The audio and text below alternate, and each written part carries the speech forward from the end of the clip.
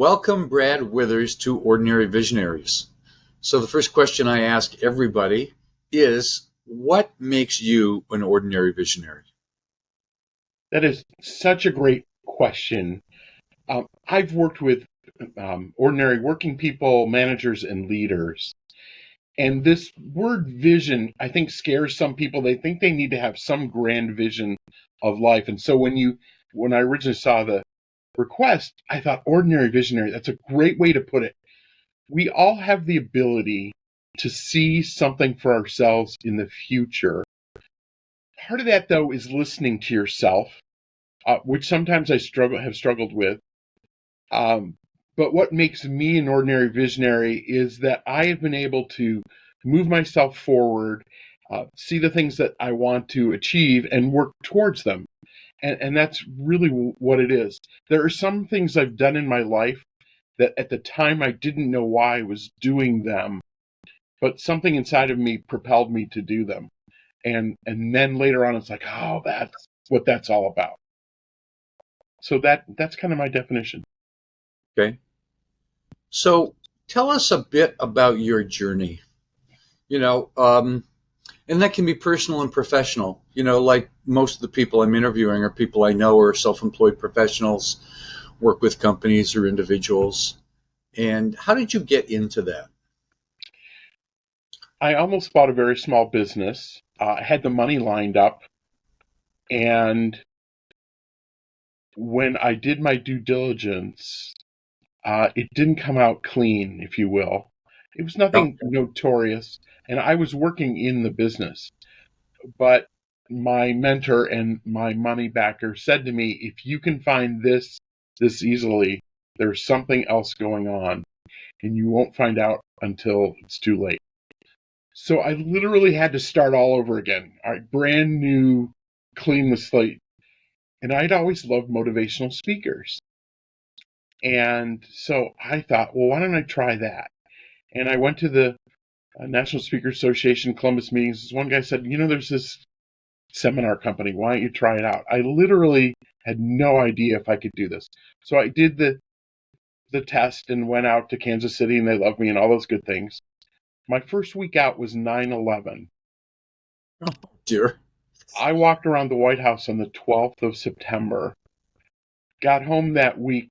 Flying home Friday night, I was handed at least 5 different plane tickets, in the course of getting home. I got home and thought, well, if you can get through that week, the rest of it's easy.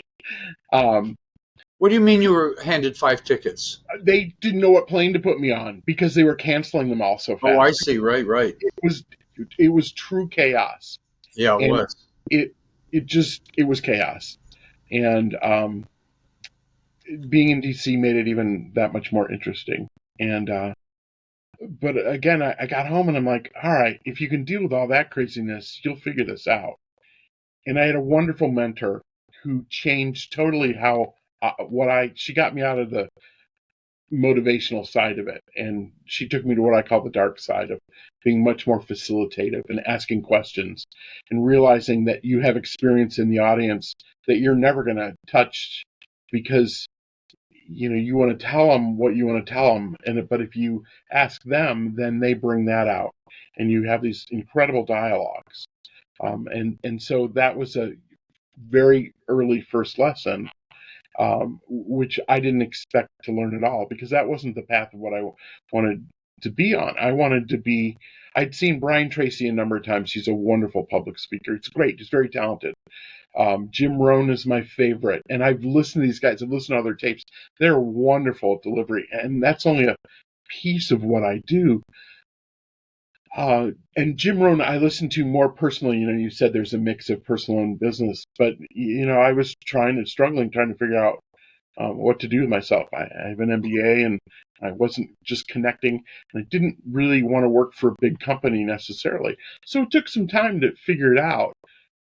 Within a few weeks, I realized I could do this job, and I also realized that there was a steep learning curve.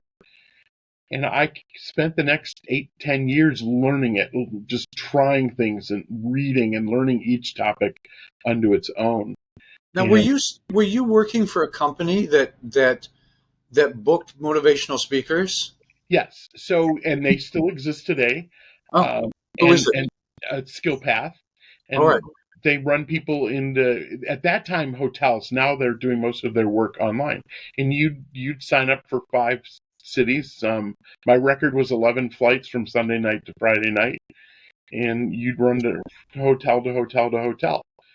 But you learn an incredible amount, and I worked with about 80 different speakers, so you see a lot of different styles, and I'm a learner. I just keep taking it in. I'm not sure why I'm learning it, but let's keep learning and learning and learning. And finally I hit the point where I said, I just want companies, just do the corporate. I don't want to do the hotel room stuff anymore. So was the material yours, or it was someone else's, and you used their material, or a combination thereof? Okay, I have to be tactful about how I say this. Let's just say that the material that I was given was very old and basic, and some of it, whoever put it together really didn't have a true knowledge of the topics. So one of the things I'll tell you is that you have to read 5 books in any topic if you want to learn about it. You just Only have to. 5? If you, by the time you read 5, what happens is you become more discerning with Sure. 6 through 10.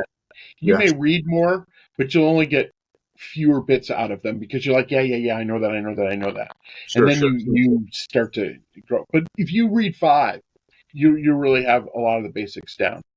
Right. Um, and so that's what I did. Now I was let go because I didn't use their PowerPoint and I no longer use the workbook. I kind of laughed at myself when they let me go because I thought to myself, I haven't used the workbook in about 17 years. So that's okay. Um, because again, I had changed what I do. We make the workbook together and I create a dialogue with people. And I had no idea that that was in me. Again, you talk about ordinary visionaries. I had no idea that's what I was supposed to be doing, but I got very quickly and so I had to learn a whole new way of doing this and a whole new way of thinking. Had the platform skills, and that was very nice. Yeah, I know what you're talking about. I did a lot of workshops, but it was my material that, of course, I'd learned in the course of business and reading zillions of books.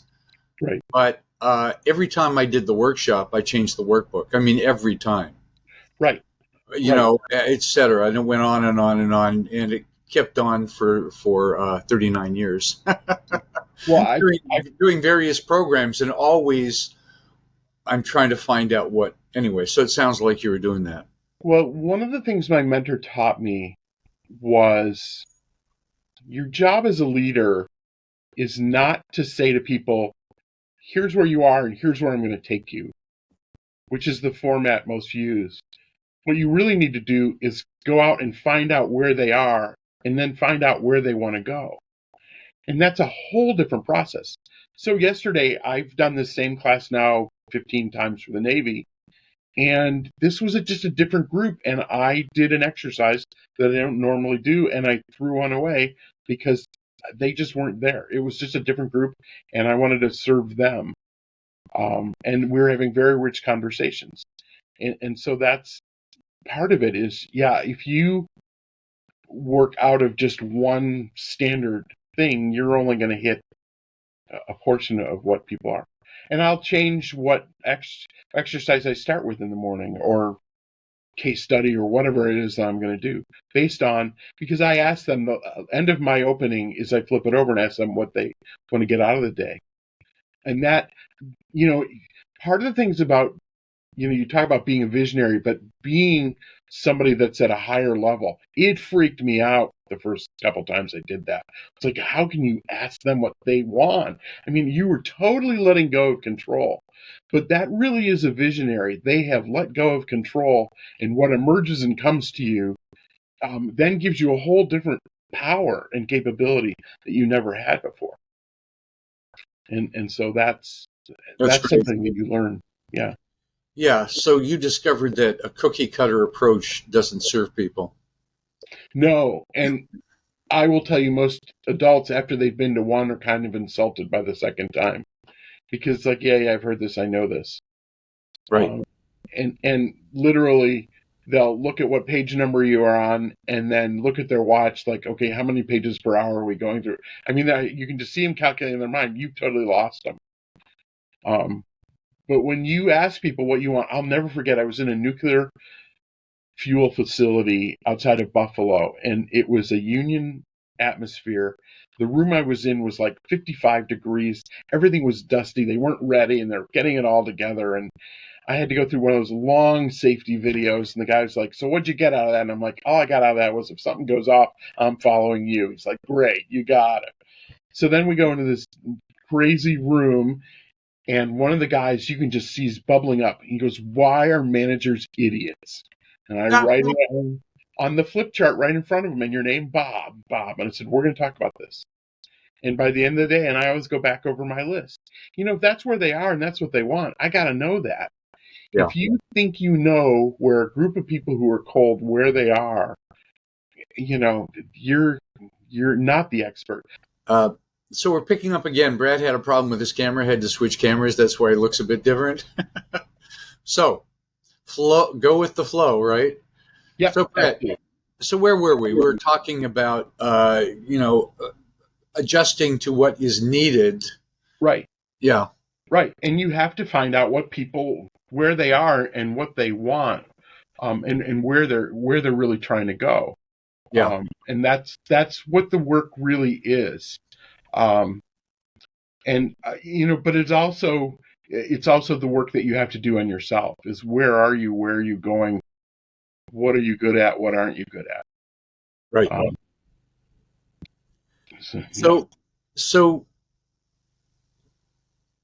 So what you're saying is you came in with a certain kind of training that you wanted to do, which is help with leadership skills, or right. Well, I really came in wanting to be a motivational speaker, which is a download only kind of process. Right. And what I came to find was that it wasn't really effective. Don't get me wrong. I love going to listen to those folks speak. Yeah. But in the long run, why people come to you, and what they really want isn't necessarily always addressed. I had a guy one day in an audience say to me, "So you're the expert." And I looked at him and I said, "The only thing I'm an expert on is myself." And he just kind of smiled like, "Okay, we're going to get along just fine." Because sometimes the answer is within them, and that's part of what you help people see, right? Sure. Any topic, I talked about marketing, attracting clients. You're talking about leadership. But these are ridiculously big topics. There's so much nuance to it. And, my question was always, what do people, sort of like you're saying, what do people really need? What do they, but I don't think I ever did a workshop where I said, we'll see what we cover. What do you need? Now that I'm retired, I don't get to do that workshop, but well, there were a couple of times. Once I remember where literally the client was like, we actually don't want you to teach that today, and we want you to teach something totally different. And I remember calling back to the company saying, well, they switched topics on me, and they had bought like a dozen topics for the year. Yeah. And so I said fine, and just went out and did the other topic. And the rep told me later, she said, "You're one of about 3 people that could have done that. That most people, they're so narrow in their focus, that they don't see the other topics at all." And I was determined. There's an old joke in the seminar business that there's only one seminar. And I have worked with people who only did one thing. One guy who's a male model, you've seen him on TV, and he would talk about self-esteem all day long. People loved him. And he was great. He was a male model. He'd get up in the front and he'd take off his jacket and loosen his tie. The women loved it. And he's like, "You need to do this." I'm like, "Yeah, no, not my shtick, not my style." And that, part of being, you talk about it as a visionary, but part of it is understanding who you are and what your style is and what's inside of you that you want to push out. Right. I think so many people want to be something rather than someone. And it's learning who that someone really is inside, and how do I let them out? Right. There's a saying in the training business. I don't know if you've heard this, but I heard it years ago. They said training is dip and pray. You dip people in the training and you pray that something happens. And Yeah. So I only half believe in that. Part of it then for me is ask them what they think they want to be dipped in, yeah, right. because I think sometimes people don't know, or sometimes I find when you ask, what do you want to get out of today, you get different answers, or just because nobody's ever asked them before. Yeah. And so you get some really random questions. I warn clients sometimes about 10% of what they're going to ask me is not what today is supposed to be about. Right. Interesting. Yeah. Did you ever do any long-term programs? A few. Yeah. Because, at a certain point in my career, I decided to do only action programs. An action program is, we'll give you some information, then you apply it. Then you Right. do some homework. Then you get some feedback. Then you do something like that. And the downside of any kind of training is, it's a half a day or a day, and you get some good stuff. But it's so easy to forget that stuff. How much stuff have we forgotten? Right. Yeah. So with the one day, one of the things I do is I start the day off with start, stop, continue, change, improve. I tell them, I don't care what you learn, it's what you do. Yeah. Based on, how you leave today. And that is the advantage of having people come back over and over and over. For my third book, I've written and published one. The second one is written. I'm waiting for my editor to say, okay, send it to me. And my third one, I'm going to look at leadership and consciousness. And for that, I will be developing a longer program. I took up the guitar, and I am the least musical person. When they said, what musical exposure do you have? Can you play anything? I put the radio, because that's it. And so now I'm in my 6th week of learning the guitar, and it is a fascinating process because I'm looking how I'm using my consciousness. Because one of my things is that leaders are conscious of certain things that other people aren't, and they switch around a lot. Right. And so I wanted to look for words. What does that really look like, act like, sound like, if you will? So I needed to learn something totally new that I'd never learned before. And it's been a fascinating process of doing that, and I'm slowly writing a blog on it as well on LinkedIn, just for fun. Yeah. But you're learning guitar? I am learning guitar. Yeah. Much to the dismay of the guy who's trying to instruct me. But no, he's great. Actually, he was a traveling musician, and COVID shut him down. And so he's making most of his living doing this now. Right. But he's been very patient with me. And I gave him my first blog. I printed out and gave it to him. And he said, oh, there's something in there I didn't catch at all. I literally have no rhythm whatsoever. And we talked about it today. I just came from class. My rhythm, the deepest I ever got was kindergarten knocking the block. And so I've never learned it. And I think it's something that can be learned. Now, I believe that there's some people who deeply intuitively have it. Absolutely. But I think it's something you can learn. I mean, your heart beats at a pace. And so it's part about, let's go back to visionary. Part of it is about being curious and exposing yourself to stuff to stretch yourself. Yeah. Yeah. One of the things I've always used, in fact, I remember I said to my minister at church, and ended up in a sermon a few months later. The group of people who have the smallest vocabulary is what group of people, what population? Any idea? The people of the smallest vocabulary. Give me some hints. Well, I'll just tell you because it's easier. Okay. Death row inmates. Death row inmates. Death row inmates have the smallest vocabulary of any group of people. Wow. And that makes total sense, because part of the reason they act out is they literally don't have the language and the vocabulary to express their frustration and interact with the world well enough. Right. So this one, who has the greatest vocabulary as a group of people or population? Uh, Let me guess this time. Let me see. Writers, No, but these people do write a lot. consultants, No, nuclear scientists. because I they're give narrow. I mean, okay. they're wide, but they're narrow. I give up. CEOs. CEOs. Huh. Yeah. And again, think about it. They have to deal with the accounting people, the finance people, the marketing people, and they need all of those vocabularies Yeah. to work with it. Is this something that's in your book? No. Mm-mm. Tell me about your book. So the first book, literally, I didn't want to write, and the second book, I really didn't want to write. We'll talk about that in a second. So the first book um, is I'll plug myself here. Is called Getting Unstuck at Work. Okay. I was sitting on a plane one day, and before I ever do a day, Jim Rohn says the day needs to be done before you ever start. And so I sit down and I was thinking about what questions are these people going to ask me. And it occurred to me there are only 10 questions I get asked when I'm working with employees. And I wrote those questions, and that was the basis of my book. Explain negativity to me. What's this thing about personalities? How do I manage my time better? There are many of the basic topics, the soft skills. I've just put them in each one in a simple, here's the basic core thing that you need to know and get about this. And the number one question is explain negativity to me. So I published that book, and I did it as much for the exercise of publishing it.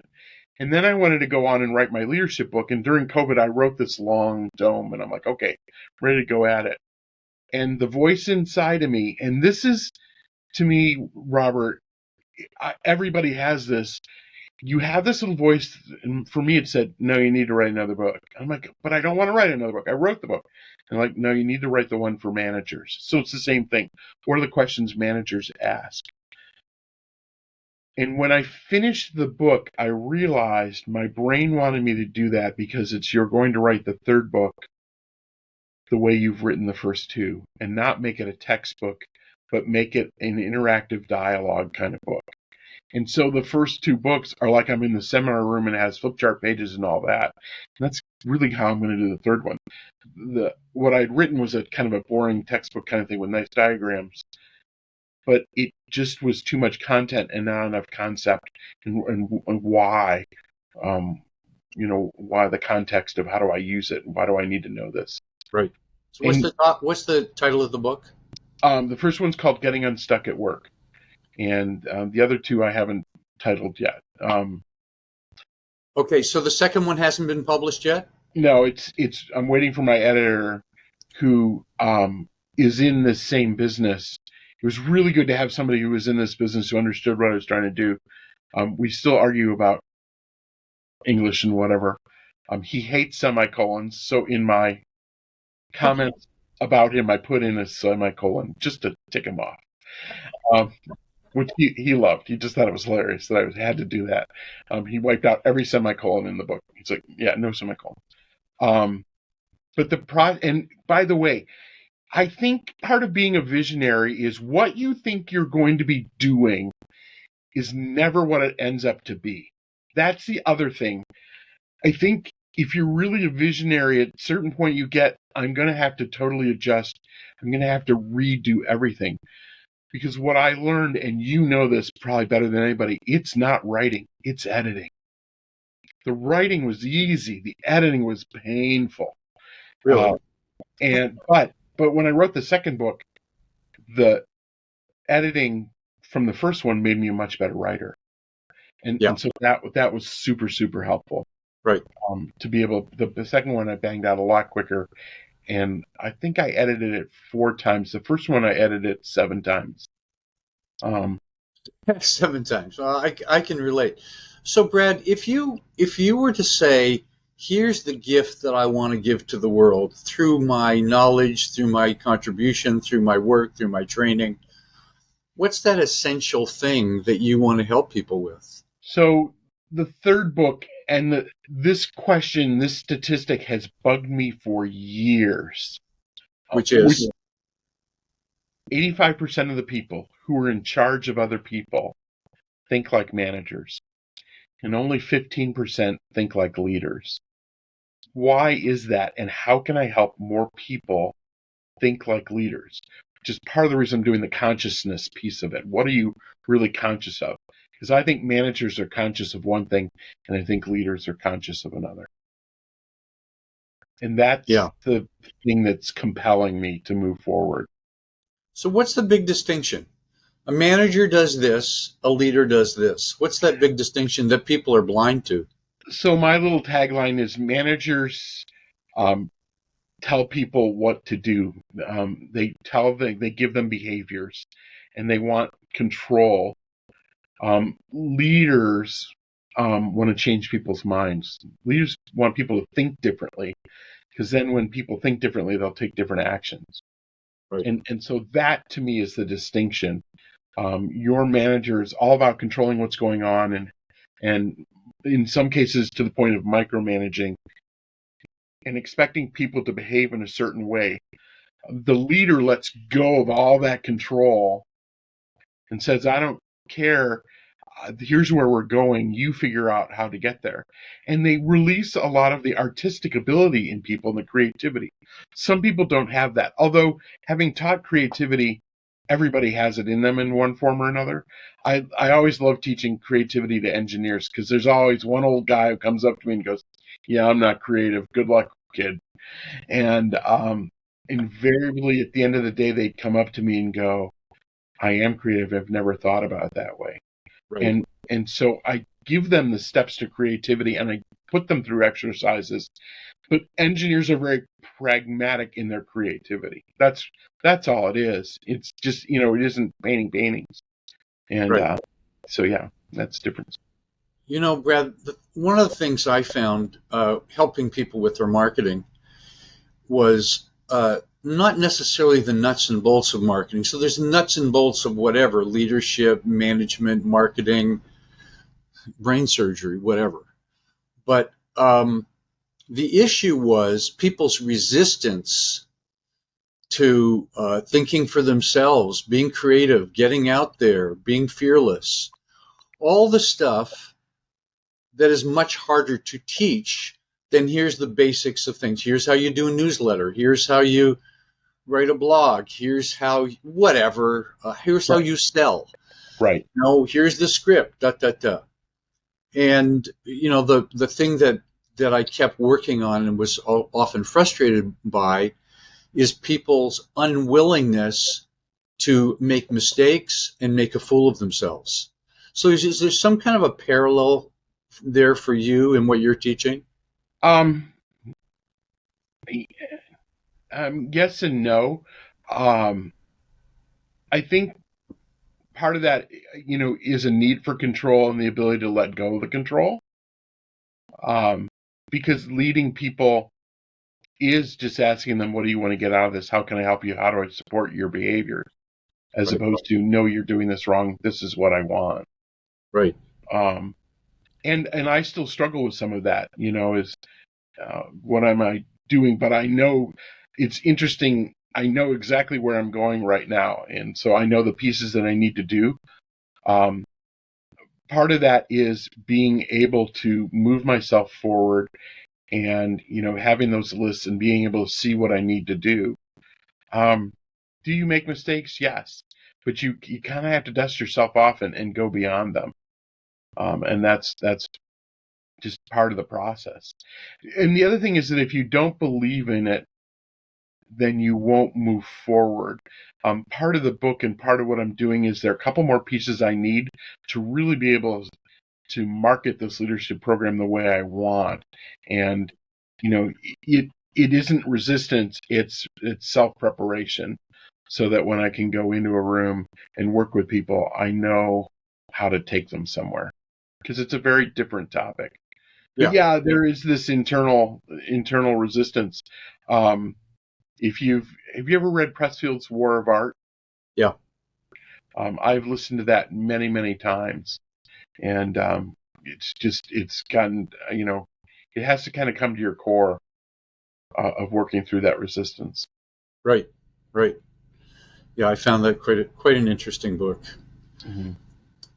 his whole journey of writing and doing the things he's done, he's written a lot of books about the military and stuff like that. Anyway, Yeah. The War of Art, highly recommended. Yeah. So, leadership is not a small topic. Yet, it's like everything. You can break it down to the basic components. Um, what do people struggle with the most when it comes to becoming a better leader? And where do people fail at this, even though they try? Um, they fail. The biggest thing is they fail to shift in letting go of control.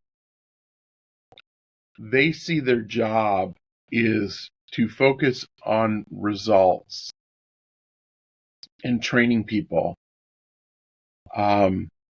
Whereas the leader focuses on talent,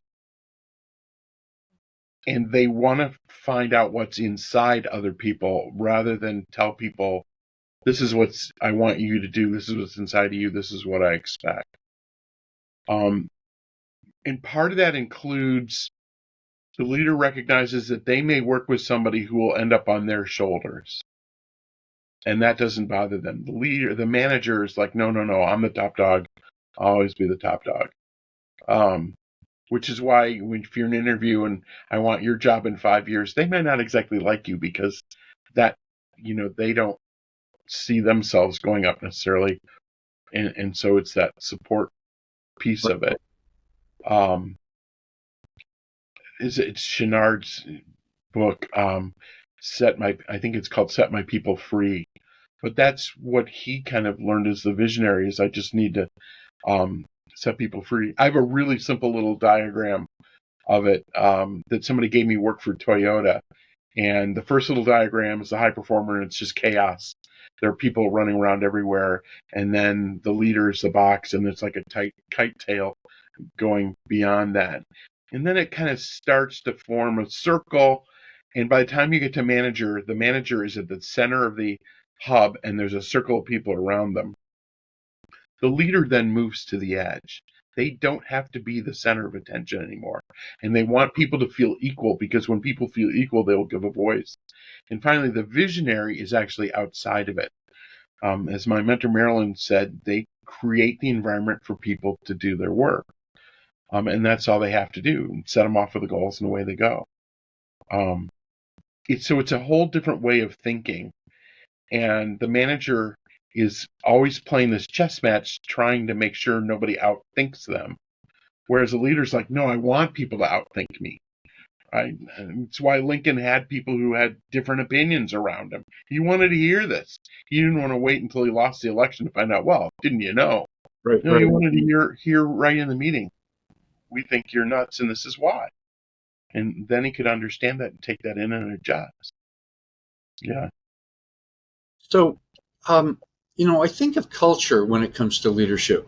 Mm-hmm. We've got your basic American Western culture, you've got European cultures, and most notably Asian cultures. I mean, look at the manufacturing prowess of Japan, Korea, and China, for God's sake.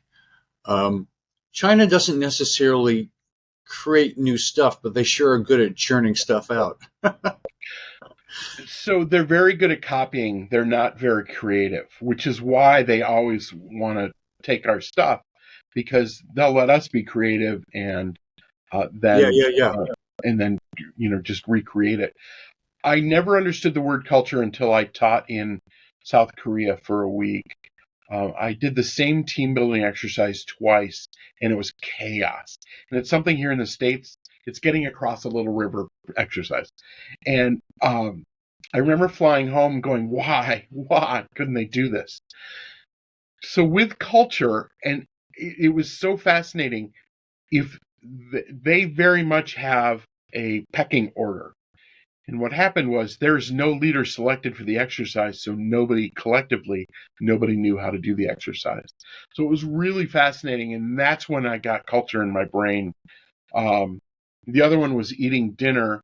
I was with a group of people. I was waiting for another group, and we were at a Chili's. Normally they took the trainer out for Korean meal, but it was very clear to them I'm an eat where you are kind of guy. I tried all kinds of stuff already. So they wanted, it was on an air base. They wanted to go to Chili's. I'm like, yeah, sure, go to Chili's. Let's go. And I sat down and I'm kind of at the corner because I'm trying to bridge the gap with the next group that's coming in. And they all order and the first hamburger comes and they all dive in on it, right? Then the next thing comes and they all fork and knife at it. And by then I'm sure I had a look at of like, if you touch my burger, I'm going to hurt you. And so everybody ate whatever came out. It wasn't just yes. So later it was dim sum. They all take little bits of it. Now my host leaned over to me and said, "This is how we eat here." Kind of like, because I must have had a look on my face. I'm sure I did, because I'm just not processing what's happening in front of me. But it's just culture, and leaders. That's the other thing. I teach the same model. It's a systems thinking model. There's 4 levels: events, patterns, systems, and culture. Your manager only thinks about the systems at most. Sometimes they're still caught up in the events. Whereas your leader is really caught up in the culture. How do I create a culture of people to do what I really want to do? If they're really a leader or a visionary, that's part of where they spend their time, thinking about what do we do to create this culture in the organization. Right. The other thing that, it's a great conversation because I haven't thought a lot about leadership because as a one-person business, I'm just coaching individual people and doing workshops and stuff. But obviously, you see really, really successful companies like an Apple or an IBM or, whatever, Microsoft. It wasn't just the technology that made them successful. Technology was important, I suppose, but it must have been leadership characteristics that they knew how to pass on. How they got there, I don't know, but it's interesting. And what is that essential kernel of leadership in a company that makes them successful? Or conversely, what's the thing that sinks them? So for me, and it was one of the things that I really learned, and I didn't say it yesterday, but I say it many times in groups. I can kind of sense groups where they are and what's going on. But many times I'll say it's not about me.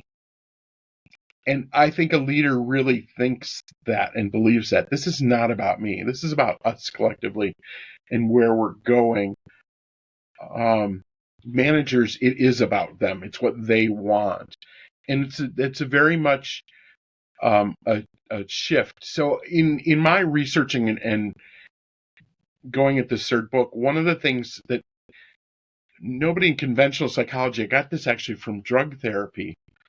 It's called a cognitive shift. And I'm like, that's what it is.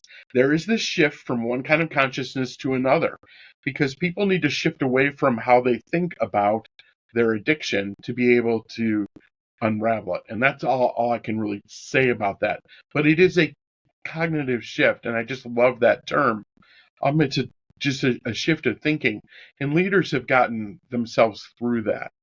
They finally stood back and realized this isn't, it isn't about me. When I went to asking people and got off my mentor, because we used overhead slides, she called me Bullet Point Brad. And I had to wean myself off of that. And when I gave the power and control of the group, they gave it back to me in a whole different way. And that's what the leader understands. I don't want the power. I want you to have the power. And then you're going to come back and give it to me in a different way. And it's a whole different way of engaging with people. And I've had many times people come up to me and go, yeah, that's my manager over there. He's been to every one of these and he says he knows all this stuff, but he's just a manager. He has never let us in anything. Just because you know the terms doesn't really matter. It's how you engage people and what you think about. So managers are control freaks, but leaders are empowerers, right? Yeah. I know that's simplifying things, I know, but yeah. So control freaks sometimes is overstating it, but they're so focused on the goal and getting people to be cogs in that wheel. Yeah. They don't want any ideas. They have their way of accomplishing it and achieving it, even though people who are doing it a totally different way, Yeah. right? And so I don't use PowerPoint. But what I do use is what's called a document camera, and it's a little video camera, and it sits right to the right of me, and I draw it up there, and I have one. they're fantastic. Yeah. And people get a blank workbook and they fill out the workbook with me because it's repetition of learning and writing and all that kind of stuff. Yeah. And Yeah. that's where the learning really, really comes from. Yeah. And But your company didn't like that. No. And the irony of it is I was an independent contractor, so technically I could do the job any way I wanted. And every day somebody put on an evaluation, thank you for not using PowerPoint. So, I'm getting feedback reinforcement of I'm doing what I really should be doing. Yeah. Well, we've all heard of death by PowerPoint. Yeah. Yeah. So I get it.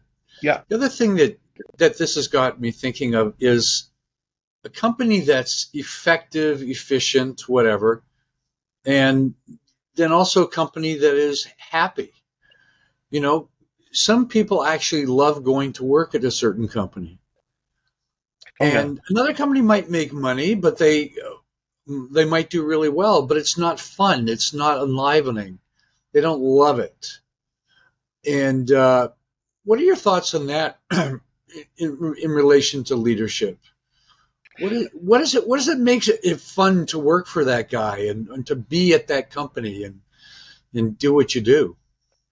So over the years, I've had people come out, especially at the public seminars, and say, I've been in the military and I want to understand this whole other world. I also had another guy who was a stockbroker, and in the middle of the morning, and it was a management program, he goes, but everybody's motivated by money.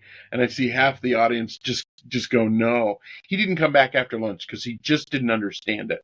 You can pay people really well, and the company may be reaching its goals, but if you don't tell people that, hey, we hit our goal, we hit our number, thank you for your help.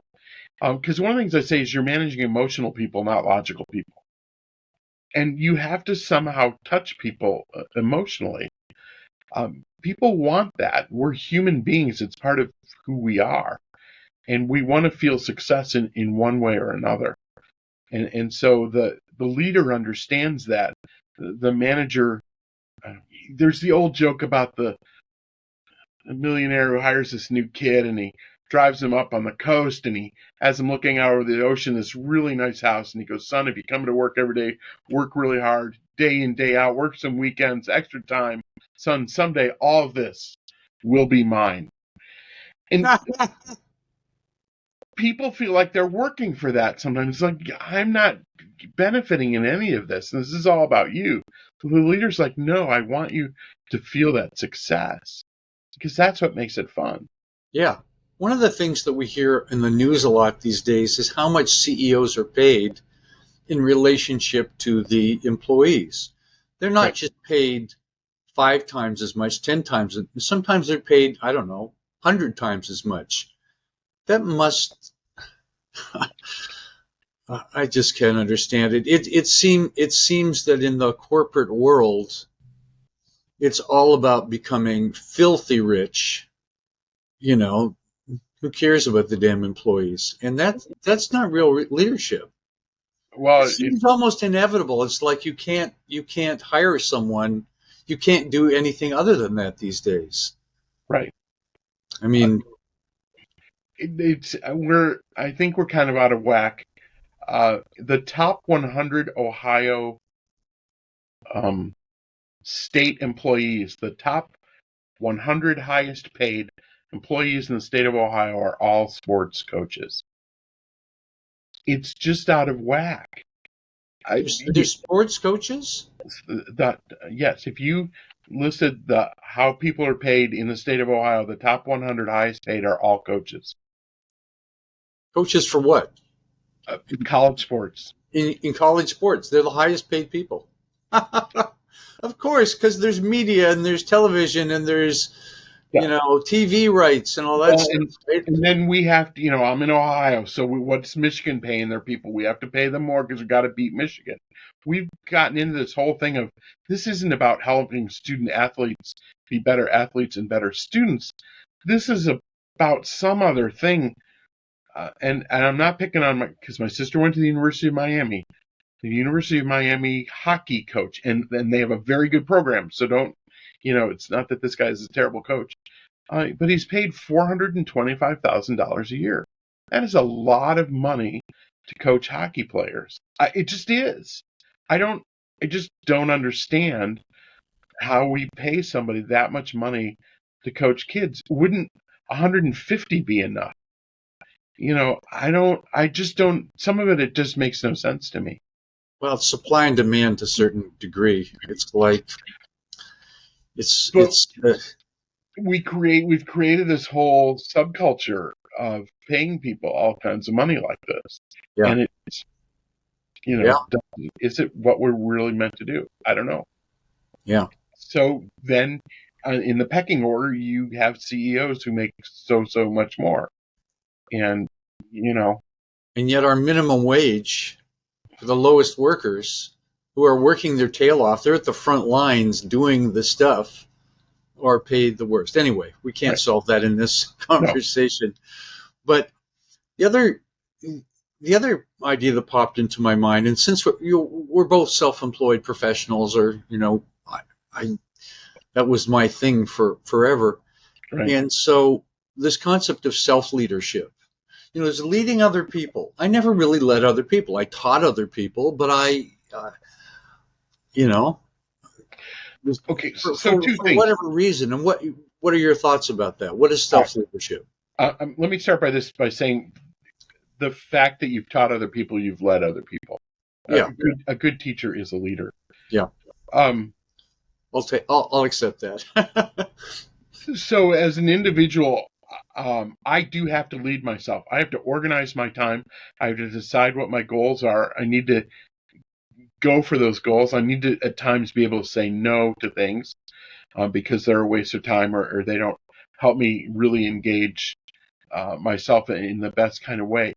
It's very hard being your own manager, your own boss, because nobody's going to fire you. Pressfield talks about how he has his own staff meeting every Monday morning with himself. Yeah. And I don't think that's a bad idea. I've done that sometimes and really sat down and said, okay, what's this week going to be about? What am I really trying to achieve? Am I using my time well? Somebody's time management thing, and I've told the people this, is wear a stopwatch around your neck for a day and see how much time you actually spend working. And you'll be shocked at how little time you actually spend working. And so you have to be self-organized, self-motivated, and move yourself forward. And that's not easy. And on the other hand, I see people being really too hard on themselves in that, oh, I haven't done that, and as opposed to focusing on what I can do, how can I improve. We're always beating ourselves up about, oh, I'm not making as much money as that guy. All of that is toxic, Yeah. Yeah, you can't compare yourself to somebody else if you're not making what you want. I got introduced to you through my sister, and she sent me your workbook and CDs, and then we've since met. But she called me after a year and a half. She started a business to coach people on how to negotiate better raises and pay. And she just had a really, really hard time. There just wasn't really a demand for it. And she called me up and said, would you be mad if I stopped doing this? I said, no, I'd be mad if you kept doing it and you're not getting any results.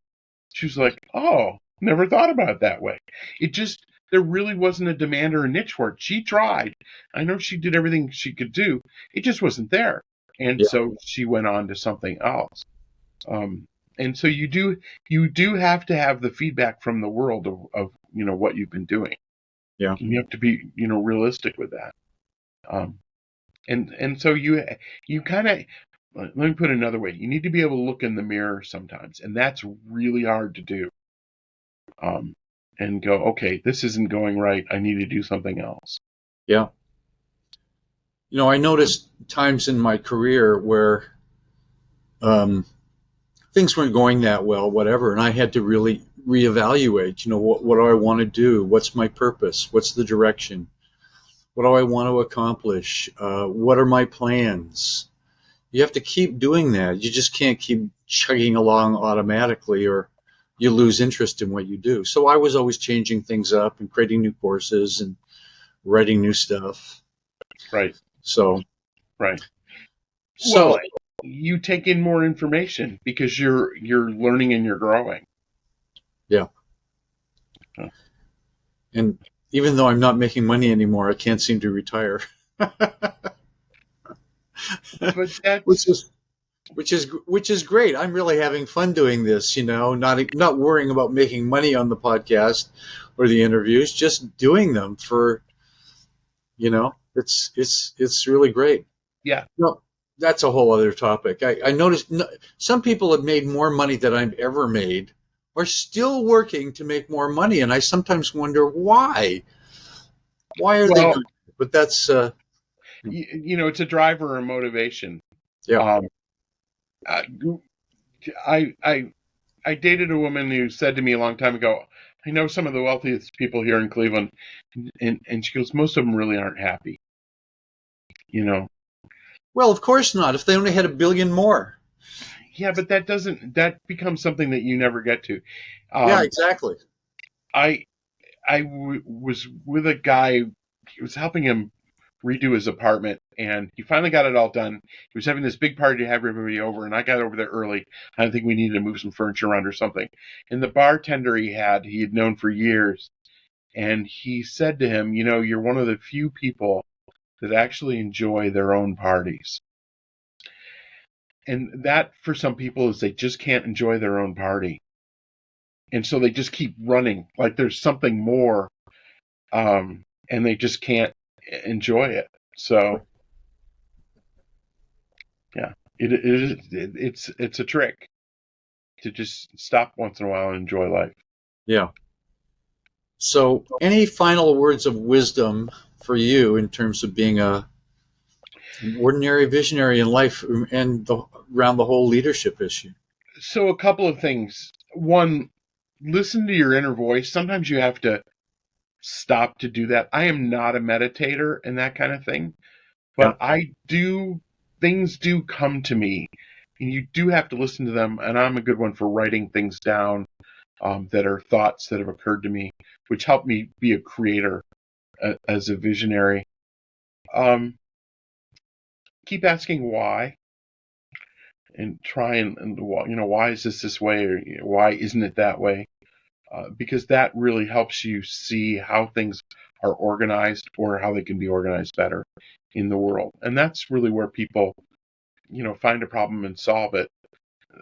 That's where you really can have a visionary ability. Well, why do people do things the way they do them? And is there a better way? But also understand that when you do something different, you're going to get a lot of people who are going to be like, oh, you can't do it that way. This is the way it must be done. And yet a lot of visionaries, have come up with new ideas because they're different. And Brian Tracy says it only needs to be 10% new. It doesn't need to be crazy. It just needs a little. So you want the breakthrough of a lifetime. Well, you're not Elon Musk. Not everybody can do that. No. Brad, thank you so much for taking the time to have this conversation. It was really fun, really interesting to hear what you're up to and what you're working on, and your path of self-leadership to train people to be leaders. Exciting stuff. Robert. Appreciate it. Thank you.